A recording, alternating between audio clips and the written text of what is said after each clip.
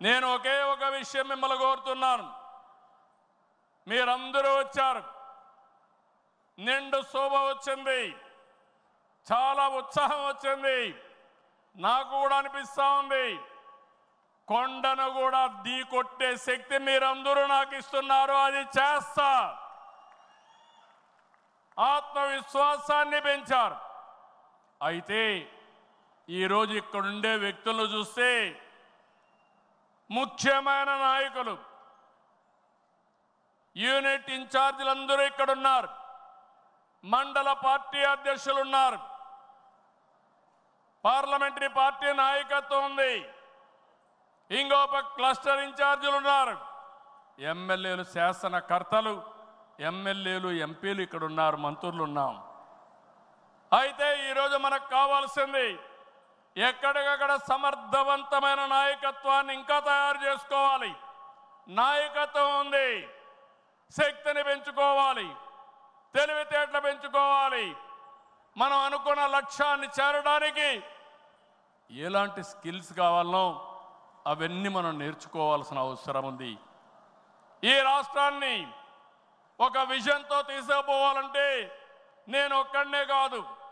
అందుకే నేను చాలాసార్లు చెప్పాను, మంది పొలిటికల్ గవర్నెన్స్ అంటే మీరందరూ గెలిపించిన తర్వాత గెలిచిన వారిలో ఒక మంత్రివర్గాన్ని ఏర్పాటు చేసుకుని మేమేదో పరిపాలన చేస్తే కాదు, చివరి మైల్లో ఉండే కార్యకర్త కూడా ఈ ప్రభుత్వంలో భాగస్వామి అయినప్పుడు, మీ ద్వారా పరిపాలన జరిగినప్పుడు అదే నిజమైన పొలిటికల్ గవర్నెన్స్ అని చెప్పి కూడా నేను మీకు తెలియజేస్తున్నా. అందుకే ఒక సిస్టమేటిక్ ఆర్గనైజేషన్ తీసుకొచ్చాం.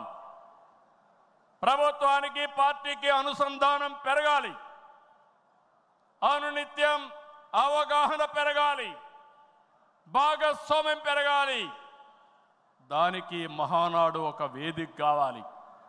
నేను పైనుండే నాయకులకు చెప్తున్నాను, ఇక్కడుండే క్షేత్రస్థాయి నాయకులందరూ కూడా చెప్తున్నాం, అందరం కలిసి పనిచేద్దాం, ఒకరినొకరు అర్థం చేసుకుందాం, గౌరవిద్దాం, టెక్నాలజీ ఉపయోగిద్దాం. అనుకున్న లక్ష్యాన్ని సాధించే వరకు నిరంతరం కూడా ఆలోచించి ముందుకు పోయే విధంగా కార్యక్రమాలు చేద్దాం. ఆ పునరంకితం కోసమే నేను ఒకటే చెప్తున్నా, ఈ మహానాడు ద్వారా మళ్ళీ ఆంధ్రప్రదేశ్ రాష్ట్రాన్ని, తెలుగు జాతిని నెంబర్ 1గా చేసే వరకు నిరంతరం పనిచేస్తామని గట్టిగా మీరందరూ కూడా చప్పట్లు కొట్టి హర్షాన్ని, ఆమోదాన్ని తెలియజేయాల్సిందిగా ఒక సంకల్పంతో ముందుకు పోతామని ఈరోజు చెప్పాల్సిందిగా మిమ్మల్ని అందరూ కోరుకుంటూ, ఆ దిశగా ఈరోజు చర్చలు చేయాలని చెప్పి కోరుకుంటూ, జై తెలుగుదేశం, జై తెలుగుదేశం, జై తెలుగుదేశం, జోహార్ ఎన్టీఆర్, జోహార్ ఎన్టీఆర్, జోహార్ ఎన్టీఆర్. ఇదే స్ఫూర్తి నిరంతరం కొనసాగించాల్సిగా కోరుకుంటూ అందరికీ నమస్కారాలు. జై హింద్.